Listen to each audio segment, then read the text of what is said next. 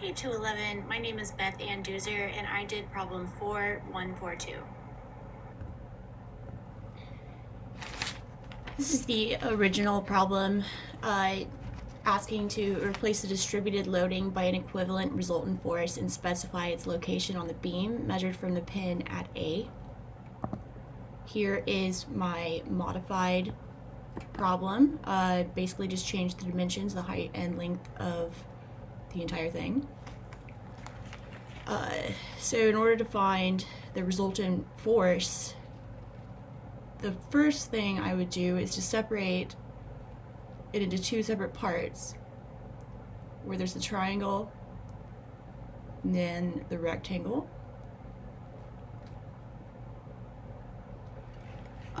And so the first force that's acting on the rectangle is going to be right in the middle here, and we can call that force 1. And then the force acting on the triangle is going to be about 1/3 of the way down the length of the triangle. We'll call that F2. And so in order to find the forces, you just take the area of the objects. And so for the rectangle, it's going to be the length times the width, which ends up being 16 kilonewtons. For the triangle, it's going to be length times width divided by 2, which ends up being 12 kilonewtons. To find the resultant force, you just add them together. It's going to be positive in the down direction, and it ends up being 28 kilonewtons. The next thing that you need to do is to find the moment that's acting on point A. And for the rectangle, it's going to be halfway down,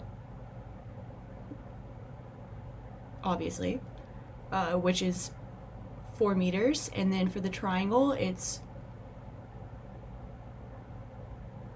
1/3 of the way down, obviously, and that's going to be 2 meters, because 6 plus 2, 8, divided by 3.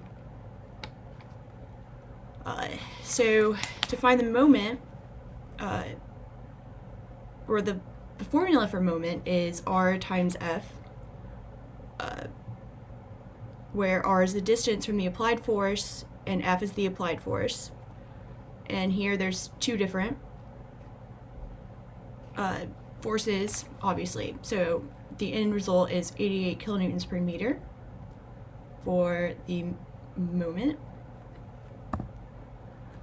And then to find the location on the beam measured from A,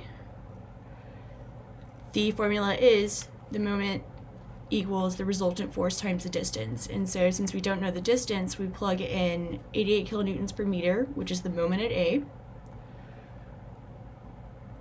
And then the resultant force, which we found, is 28 kilonewtons.